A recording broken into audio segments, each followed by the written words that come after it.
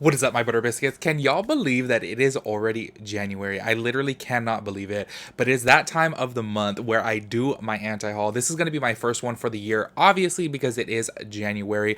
Y'all, just to let you guys know, I do have so much makeup on my beanie right now. I already know, because I know you guys always check me in the comments, but I'm like, y'all, I literally just filmed a foundation review and I just put my beanie on top of it because I don't know, for some reason, you know, my big old bald head, it just looks like an egg. So I just like really putting a beanie on because I feel like it looks so much better. But I was too lazy to wipe off my foundation. So I literally just threw the beanie on top of my whole foundation. If y'all are curious, I just filmed a review of the Fenty Beauty Pro Filter Soft Matte Powder Foundation. So I'll go to leave a card right here if you guys are interested in watching that. So in today's video, y'all, I'm going to give the same spiel that I give every single month. If you guys are like not new here, if you guys watch my anti-hauls every single month, you guys are so tired of hearing this. I know it, but there's always new people that are coming onto the channel and they're like, why are you talking about wood makeup you're not going to buy? Just don't buy it. It's really not that important for you to talk about. And this is a commentary channel, obviously. So I like talking about things that I'm not going to purchase. And just to give you guys that same spiel that I always do, just picture yourself shopping with a friend and you're like, hey girl, what you think about this product?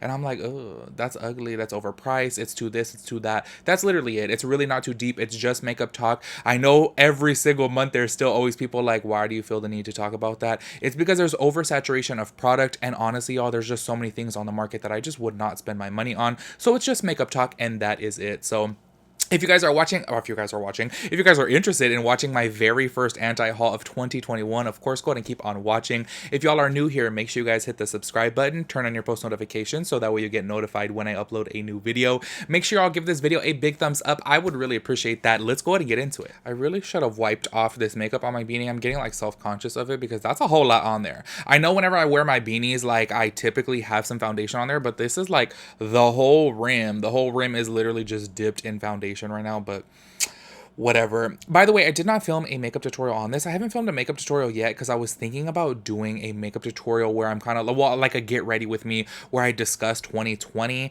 But I don't know how I feel about that. You guys let me know and then I'll do it, okay? If you guys say yes, that's exactly why I did the review of the Fenty Beauty Foundation, and I have another one coming soon of the Elf Cosmetics CC Cream because y'all told me to do it, so I'm gonna do it. Anyways, let's go ahead and get on into the anti-haul. The very first product, y'all already know. I did a video on this as well too. About the MAC new Sims palette. This thing is just so absolutely horrendous. Like, I look at this and I'm like, what is going on? If you guys did not check out my MAC What Are You Thinking video, I'll go ahead and leave a link for that right up here as well too, so you guys can check that out. This is a repeat palette, and honestly, y'all, just in case I did not emphasize it enough within that video, because I was editing my video, right? And I was like, oh my gosh, this is a duplicate palette. I wanted to put within there because I saw everyone online at that point already roasting it. This is a repeat palette. MAC is notorious for this. They have been doing it for years and years and years. Like I mentioned within that video, even within the Marilyn Monroe collection, even with the Selena collection, they weren't custom colors. Yes, some of them are, but some of them are repeats. So I just want to throw that out there because that seems to be the big old scandal right now, that MAC is recycling this palette. However, they pretty much always do that. You guys can look at like Russian Red and Ruby Woo. That color, those two colors specifically, have been in so many MAC collections, but they'll just have a different packaging, obviously, to go with the theme of the collection. But anyways, nonetheless, this palette, regardless, whether it was brand new or even a repeat palette, would 100% be on my anti-haul list. It is just what, like, honestly, I said within that video too, I like haven't played Sims since I was like 19 years old. However, when I think of The Sims, I think of vibrant, I think of colorful, I think of just kookiness, you know what I'm saying? And this, to me, I look at this and I'm like, this is so dull, so bland. And then you have a blue packaging with a little green diamond right there of the Sims logo, and then you open it up and you're like, what correlates this palette with the Sims? I just don't get it. Like, I know I did a full video on this, but I just had to throw this within my anti-haul because what is going on? Like, I just don't get it, and I'm gonna keep on saying it over and over again. It just makes me sad that MAC is just going downhill. But I do want to say though, up to this point right now, this is the most that MAC has been talked about in like the past 2 years. So maybe this was a good thing for them. Maybe they like low-key wanted a little bit of a scandal so that way they get their name out there, and like maybe they're gonna come out with something amazing. I'm really hoping so, but we will see. But in the meantime, this is definitely on my anti-haul list. I will not buy this. The next products on the list are from the Charlotte Tilbury Lunar New Year collection. Honestly, I don't know why. For some reason, I have always wanted to try something from Charlotte Tilbury. January. I just hear good things about the brand as far as the formulations and stuff like that, but nothing has ever spoken to me to where I'm like, oh, I need to go buy it. You know what I'm saying? And I really do want to try something from the brand. However, when I look at things like this, I'm just like, no. Like, I'm not going to spend the money on a lipstick like that, because I really do feel like this day and age drugstore lipsticks are just as good as these high-end ones. I just don't understand paying that high end of a price point. I will say though, I have like been kind of interested in purchasing the airbrush powder, but I haven't heard too many things about it. I was at the Sephora store actually, well, it was like a month ago, maybe 2 months ago at this point, but I was looking and I was like, oh, you know what, this powder looks interesting, because I do love my powder forms of foundation, or even just like touch-up powders. I love powders. I love complexion products, you know what I'm saying? And I was really intrigued to purchase that, but then I was like, oh, Christmas is coming up, so like, let me be cheap. However, my birthday is coming up in February, and I'm kind of thinking about trying that, but I want to know what you guys think about it if you do have it. I believe it's called like the airbrush powder, something like that. But anyways, from this Lunar New Year collection, nothing speaks to me. I look at it and I'm just like, okay, like whatever. Like, it's just so blah, you know what I'm saying? And the price points, of course, are super, super high as usual. But yeah, this is not for me. This next one right here, y'all, I feel like I just keep on letting you guys down, because I have been requested literally probably the most times out of any other like brand out there to review Mel Cosmetics. And I keep on saying, yes, I'm gonna do it. Yes, I'm gonna do it. I'm just waiting for a palette that just like really speaks to me, you know? And let me just say, within the past year, okay? Because honestly, I really did like the Gemini palette. That color story was amazing. However, I just don't really see the point of doing a review of it when it's like, you know, so many years old and whatnot. However, within the past year, everything that Mel has come out with, I just don't like it. And this is another one right here. This is called the Blueprint by Mel Cosmetics, and I just don't like it. Honestly, the color story to me is just very like blah. I have every single one of those colors. I was super excited, but obviously it was in my last month's anti-haul for the Beetlejuice, or was it last month? I don't remember. Recently it was in my anti-haul, the Beetlejuice collection, and I was super excited when I saw the packaging. But then when I saw the inside, I was just like, no, yeah, like I just don't want this as an eyeshadow palette. So it makes me sad that I'm like so like dying to try Mel Cosmetics. I have literally never tried their formula, and I hear such amazing things about Mel. I really do, but nothing is just really catching my attention to make me want to purchase it. You know what I'm saying? And when I look at this, I'm like, y'all, I have every single one of these colors. Like, I need to stop with the consumerism and stop purchasing so many things, because y'all, at this point, I think I probably have like 150 eyeshadow palettes, and it's like I have every single one of those colors. So unless I see such an amazing, you know, color layout, then I'm going to be enticed to buy it. But this one right here, it doesn't speak to me in any type of way, and I don't feel the need to go out and buy it. But I do apologize to y'all, because I keep on saying that I'm gonna try Mel, I'm gonna do a review of it, but these ones, I just, oh, it's just not speaking to me, and yeah, I wouldn't buy it. The next product on my anti-haul list is going to be the Travel Series by BH Cosmetics. And y'all, I have never tried anything from their brand. I did purchase one palette, I forget what it's called. Oh, you know what? Wait, is Carly Bybel from there? Maybe Carly Bybel did a BH Cosmetics, and I did a review on it a couple years ago. I think I may have tried that. Actually, I think I like that product, that palette that had like the highlights and the bronzers in it. I don't know if that was BH Cosmetics. I could totally be wrong. That was a couple years ago, but ever since then, I have not tried anything from them. I did recently purchase, well, like a year ago, purchase a palette from them at Ulta, because it was on the clearance section for $8, and I was like, oh, that's pretty. Let me just buy it, and I literally have not used it once. But anyways, going on into this, looking at this palette, I do think the shimmers look beautiful, okay? Don't get me wrong on this. I look at the shimmers and I was like, oh, those are cute. However, I told you guys this time and time again, and I feel like I'm kind of the only one, because every time I read the comments about this, people are like, I don't mind diving into 4 other palettes. And I'm like, no, I like going into one palette. I like working with a palette and having that one specific palette in front of me inspire me to create a look. I don't want to have to dive into 4 different palettes unless I'm doing a very like intricate look, you know what I'm saying?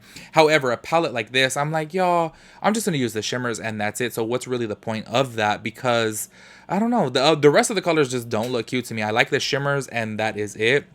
And then the highlight palette that's next to it, it really does remind me of Moonchild by Anastasia Beverly Hills. And I bought that palette like 6 years ago, and I've used it one time. I don't know why. For some reason, I told you guys time and time again, me and highlighters, I love a highlight, don't get me wrong. However, I just don't feel the need to buy so many of them, because I feel like at the end of the day, they all kind of look the same on the skin. You know what I'm saying? No matter what. And yes, that may have a little bit of pink or a little bit of a teal, but I'm really not into that now that I'm in my 30s. 30s.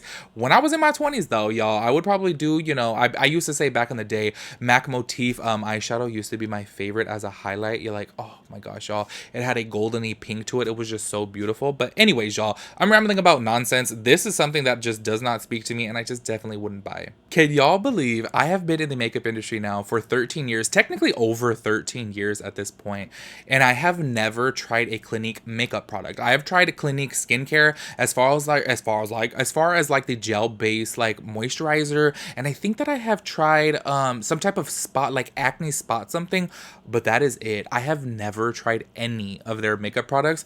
This one right here is for the Lunar New Year. I do want to say though, the cow is really, really cute on this. I don't know why, for some reason, like little cute cows are just, they're so cute to me, and I just kind of want to hug them. So I will say the cow imprint is very, very cute. However, once again with the highlights, it's just something that I wouldn't buy. You know what I'm saying? Like maybe this is something that I would like collect if I was super into cows, but I'm not really into it. Like I look at that and I'm like, oh yeah, that cow is so cute, but not worth me like spending some money on. You know what I'm saying? But on top of that, I do want to get your guys' thoughts and opinions on Clinique as a makeup brand, not just skincare. Are people still purchasing Clinique makeup? Because honestly, when I worked at MAC, our counter was right here, and then right across from us was Clinique, and it was pretty much always dead. So I never really saw too many people shopping there. So I'm curious, this day and age, that was like a few years ago, are people wearing Clinique makeup? Because I just don't see any type of hype around it. But anyways, y'all, this one specifically, because it's like a highlighter and because it's Clinique, I just would not buy it. This next one, y'all, once again, it's a highlighter. Oh my gosh, you know what's really crazy is normally my anti-hauls are just filled with palettes. This one's like highlighters, okay? This right here is the new addition to the ambient lighting family by the Hourglass Cosmetics. And honestly, this is the one and only product that I like disagreed with so heavily with Raw Beauty Christie. I have mentioned this before.